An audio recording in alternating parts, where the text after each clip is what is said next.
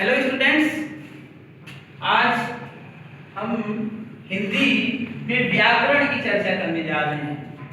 व्याकरण, सबसे पहले व्याकरण शब्द का मतलब समझिए, व्याकरण होता क्या है। जैसा कि देख रहे हैं, व्याकरण में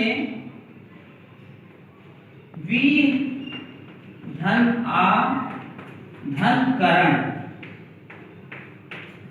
यह इसका मेल करके बना व्याकरण। वी और आ ये दोनों क्या है, उपसर्ग होते हैं, और ये क्या है, आपका मूल शब्द है। करण मतलब होता है साधन। करण मतलब होता है साधन, जैसे साइंस होता है इक्विपमेंट, उपकरण। उपकरण मतलब जो साधन होता है। अब ये साधन है और बी और आ लग गया उपसर्ग, इसका मतलब है विशेष प्रकार का साधन। व्याकरण क्या है, एक विशेष प्रकार का साधन है। किसका साधन है? चाहे हिंदी का हो, चाहे इंग्लिश का हो, चाहे संस्कृत का हो, ये किसका साधन है? साधन इसका है जो हम अपने मनोभावों को शब्दों द्वारा व्यक्त करते हैं, उसे व्यवस्थित रूप से एक क्रम से लिखने के बारे में सिखाता है। ये किसका काम है? व्याकरण का। व्याकरण वही साधन है जिसके द्वारा हम व्यवस्थित रूप से वर्णों को, शब्दों को लिखते हैं और उन्हें बोलते हैं। जैसे कि कह दिया जाए, घर जाता है राम, घर जाता है राम, तो सब कहेंगे गलत है, व्यवस्थित नहीं है। लेकिन अगर कहा जाए कि राम घर जाता है, तब क्या हो गया? यह व्यवस्थित हो गया, सब कुछ व्यवस्थित ढंग से हो गया। ठीक है, तो ये किसका काम है? व्याकरण का है, और इसी का अध्ययन हम व्याकरण के अंतर्गत करते हैं, और इसी की शुरुआत करते हैं वर्ण विचार से। वर्णों के बारे में विचार करेंगे, जिसे फोनोलॉजी कहते हैं। वर्ण, सबसे पहले आपको जानना होगा वर्ण क्या होता है।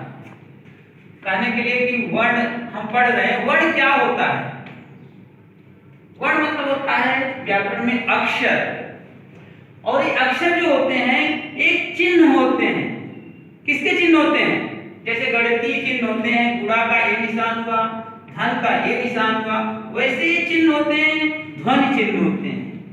ध्वनि मतलब जो हम बोलते हैं। जैसे अगर कोई कह दे कि क लिखिए, तो आप क ऐसे लिख देते हैं, लेकिन अगर ऐसे कोई लिख दे तो क्या कहेंगे? ये क नहीं बल्कि मैं, क्योंकि ये लिखने का जो चिन्ह है ये म का है, क का नहीं है।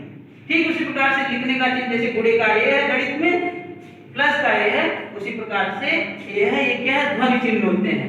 तो सबसे पहले क्लियर हो जाइए कि वर्ण क्या होते हैं, ध्वनि चिन्ह होते हैं। और अगर परिभाषा पूछा जाए तो बोलेंगे कि जो भाषा की सबसे छोटी इकाई होती है, जिसके टुकड़े नहीं किए जा सकते, वो क्या कहलाते हैं? वर्ण कहलाते हैं।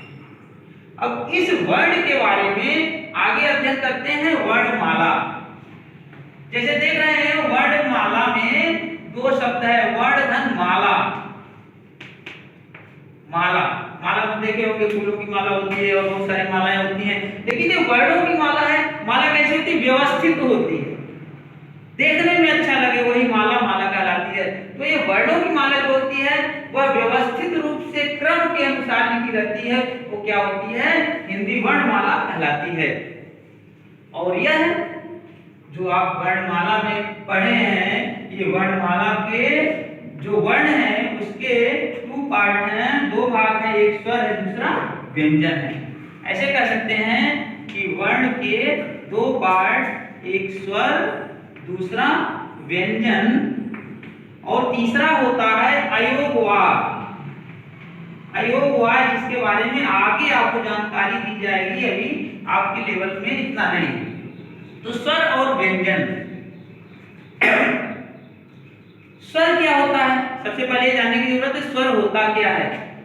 स्वर ऐसे वर्ण होते हैं जो बिना किसी दूसरे वर्ण की सहायता से बोले जाते हैं, उन्हें हम क्या कहते हैं? स्वर कहते हैं। और ये स्वर जो हैं, इनकी संख्या कितनी है? 11। कितनी है? 11। और दूसरा क्या होता है? व्यंजन। व्यंजन ठीक उल्टा स्वर का होता है, अर्थात ऐसे वर्ण जो बिना किसी दूसरे वर्ण की सहायता से न बोले जा सके, वो क्या कहलाते हैं? व्यंजन कहलाते हैं। और इनकी संख्या कितनी है? 33 है। तो 33 और 11 कितना हो गया? 44 हो गया। बचा 4। टोटल जैसे लिखा है हिंदी वर्णमाला में 48 वर्ण होते हैं, तो बचा कितना?